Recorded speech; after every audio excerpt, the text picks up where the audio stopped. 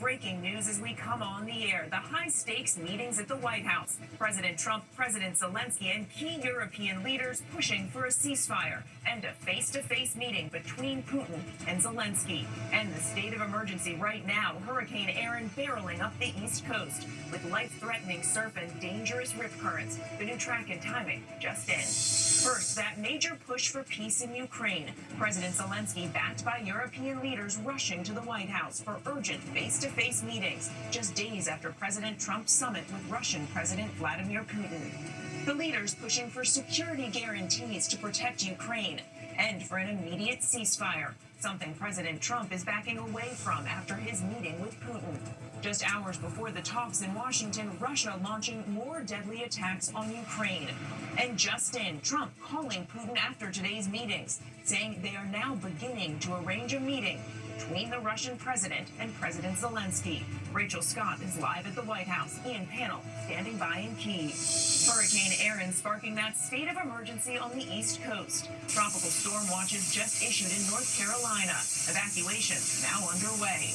Florida all the way up to the Northeast, bracing for impacts. Dangerous rip currents and massive waves as high as 20 feet expected in some areas. Victor Oquendo from the Outer Banks, where preparations are underway right now. Ginger Z timing out the storm. A major airline strike sparking travel chaos. 10,000 Air Canada flight attendants defy an order to return to work, crippling that nation's largest airline and impacting hundreds of thousands of travelers. The urgent investigation after 2 officers were killed in Utah, a deputy and his service dog wounded. What we're learning about the suspect. The news just coming in, the woman who authorities say sold actor Matthew Perry the drug that killed him, expected to plead guilty. The weight loss drug wars, one drug maker slashing the price of Wegovy and Ozempic. What's behind the move? And America Strong tonight, the Army veteran on a mission to spread smiles with a little help from his friends. From ABC News World Headquarters in New York, this is World News Tonight with David Muir. Good evening. Thank you for joining us on a busy Monday night. I'm Mary Bruce in for David. And we begin tonight with the remarkable high-stakes show of diplomacy at the White House. 3 days after President Trump's summit with Russian President Vladimir Putin, Ukraine's President Zelensky and Europe's top leaders rushing to the White House in their own effort to stop the war. This was the scene, President Trump welcoming Zelensky to the White House today. Their meeting far more constructive than Zelensky's last visit to the Oval Office, which spiraled into chaos. The president had been insisting on a ceasefire, but after meeting with Putin, he now says it's not a must before negotiating a peace deal. In an extraordinary moment, Zelensky standing shoulder to shoulder with President Trump and European allies, calling for security guarantees for Ukraine as a condition to ending the war. And late today, Trump calling Putin after today's meetings, saying they are beginning to arrange a meeting between the Russian president and President Zelensky. ABC's Rachel Scott leads us off at the White House.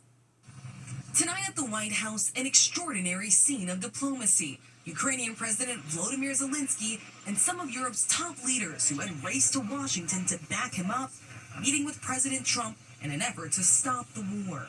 From Trump, a warm welcome. Appearing pleased, Zelensky was wearing a suit this time. President Trump, sir, your message to the people of Ukraine as world leaders gather here today. The Oval Office, both men seeming determined to avoid a repeat of their explosive clash 6 months ago. Thanks so much, Mr. President. If I can, first of all, thank you for the invitation and thank you very much for your efforts. Personal efforts to stop killings and stop this war. Thank you. President Trump hoping today's meeting will lead to a trilateral meeting with Russian President Vladimir Putin. I think there will be a reasonable chance of ending the war when we do that. Zelensky insisting on security guarantees in case Russia invades again. What security guarantees do you need from President Trump to be able to make a deal? Is it American troops, intelligence, equipment? What is it? Everything. It depends on the big countries, on the United States, on a lot of our friends. Trump making this commitment. We're going to make sure that if there's peace, the peace is going to stay long term. This is very long term. We're not talking about a 2-year peace and then we end up in this mess again. Pledging American support. When it comes to security, there's going to be a lot of help. It's going to be good. They are first line of defense because they're there. They're Europe. but we're going to help them out also. We'll be involved. But on the question of an immediate ceasefire, the president unmoved. Heading to meet with Putin in Alaska, he called it a must. I want to see a ceasefire rapidly. I don't know if it's going to be today, but I'm not going to be happy if it's not today. But Putin said no, and Trump backed down. Today, European leaders trying to change his mind. President Emmanuel Macron of France. To ask for a truce or a ceasefire, at least to stop the killings, as we discussed, is a necessity. And we all support this idea. German Chancellor Friedrich Merz. I can't imagine that the next meeting would take place without a ceasefire. So let's work on that and let's try to put pressure on Russia. Trump unconvinced. I like the concept of a ceasefire for one reason, because you'd stop killing people immediately, as opposed to in 2 weeks or 1 week or whatever it takes. But we can work a deal where we're working on a peace deal while they're fighting. The president confident Putin wants a deal. Earlier, Live Mike picking up this conversation between Trump and France's Macron. He wants to make a deal. You understand that? As crazy as it sounds. The president telling Zelensky and the allies he would soon call Putin to fill him in on the day's talks and discuss next steps. And Rachel joins us now from the White House. And Rachel, we've just learned that call between President Trump and Vladimir Putin has now taken place. So what are you hearing? Mary, the president posting on social media that he called President Putin to begin arrangements for a meeting. He says the first meeting that would take place would be between Putin and Zelensky, and that would be followed by another meeting that the president would then join. Still a lot of questions on when and where these meetings would take place, and of course whether these two leaders, Zelensky and Putin, can make an agreement for lasting peace. Mary? That's the big question we shall see. Rachel, thank you. Just hours before the talks in Washington, Russia launching more deadly attacks on Ukraine. Russian forces unleashing deadly drone assaults on civilians in Ukraine. At least 6 people killed, including a young child. The attacks underscoring Ukraine's calls for an immediate ceasefire. ABC's chief foreign correspondent Ian Pannell in Kyiv. This is why Ukraine and European leaders are pushing for security guarantees against Russia tonight. President Trump saying Vladimir Putin wants peace, but this was Russia's deadly message ahead of that high-stakes meeting. Drone and missile attacks on major Ukrainian cities, killing at least 10 people and wounding dozens more.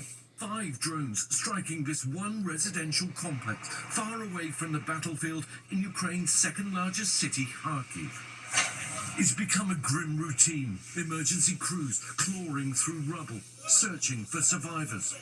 At least 7 people killed, an entire family among the dead, including their 1-year-old daughter, Mia. She and her family lived on the top floor of the building. Their neighbor Hannah saying, I saw the little one taking her first steps right in front of my windows. They were a beautiful family. Trump and European leaders discussing NATO-style security guarantees, potentially protecting Ukraine against further Russian attacks. But Russia's foreign ministry spokesperson calling any NATO contingent in Ukraine unacceptable. And despite all the talk of peace, tonight there is no ceasefire, with Russia's relentless attacks continuing. Mary, despite the optimism at tonight's meeting, any deal to end this war does still appear to be far off. But after that show of unity, the ball does now seem to be back firmly in the Kremlin's court. Mary? A deal far off and the attacks continuing. Ian, thank you. We move on now to Hurricane Erin growing in size as it moves along the U.S. East Coast. States of emergency now in the Carolinas. The first Atlantic hurricane of the season, now a Category 4 storm, with winds up to 140 miles per hour, possible waves up to 20 feet high. Evacuations underway in some areas. ABC's Victor Okendo in the Outer Banks. Tonight, after battering the Caribbean, a state of emergency in North Carolina. Coastal areas bracing for up to 20-foot waves as massive Hurricane Erin gained strength. Mandatory evacuation orders for the Outer Banks. Here in Rodanthe, officials are urging everyone to evacuate. The main highway could flood or get washed out entirely, and they're also worried about these homes that are not protected by a dune and could get pummeled by the surf. This video shows what could happen. This home left floating in the surf after Hurricane Ernesto slammed the area last August. Erin not expected to make landfall in the U.S., but as it rapidly intensified over the weekend, a glancing blow was enough to hammer St. Kitts and the Virgin Islands. and tens of thousands in Puerto Rico lost power.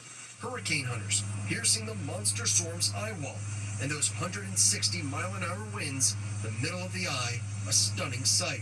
Now Erin, some 600 miles across, preparing to turn north, hugging the East Coast. Life-threatening rip currents from Florida to Maine. Lifeguards racing into the water in Wrightsville Beach, North Carolina. Officials say more than 50 people were rescued just today.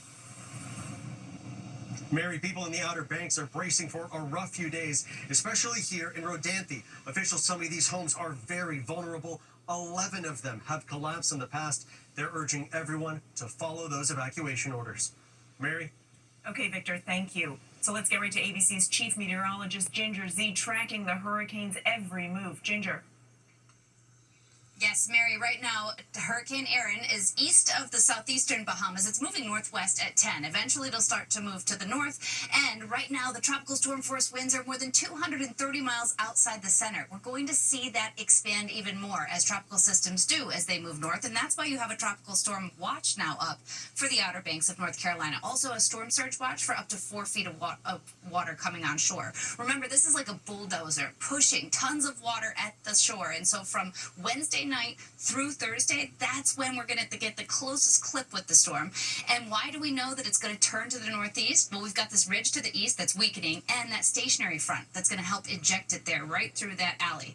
Now, let's talk about the impact, because up and down the coast, rip currents risk is going to be high, but it's all about the waves and the piling up of that water, the coastal erosion that comes on top of this. As that thing pulls away to the northeast, it's still going to be pushing water all the way up to Nantucket. But Wednesday, you see some of the highest totals there, 10 to 15 foot waves in coastal North Carolina, Rehoboth Beach, up to Nantucket, Rhode Island, New Jersey shore, up to 10 feet generally, and some places even higher, Mary. As you've been warning, up to 20 feet in some areas. Hard to imagine. Ginger, thank you. Now to the airline strike, grounding hundreds of flights across North America. 10,000 Air Canada flight attendants defying a second order demanding they return to work.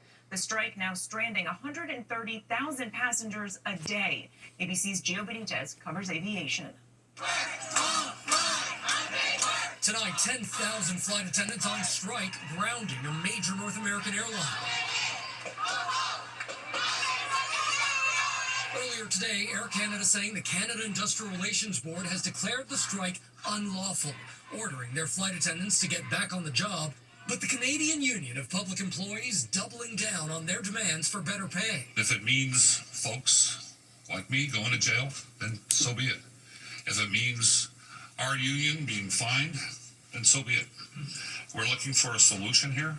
Air Canada forced to cancel hundreds of flights. We are harming our customers, and over 500,000 to date. Travelers frustrated. They said that we have canceled all our flights. Canadian officials say the country, already hit by President Trump's tariffs, cannot afford to take risks with the economy. In a year where Canadian businesses and families have faced too much disruption and uncertainty, they shouldn't have to shoulder another blow.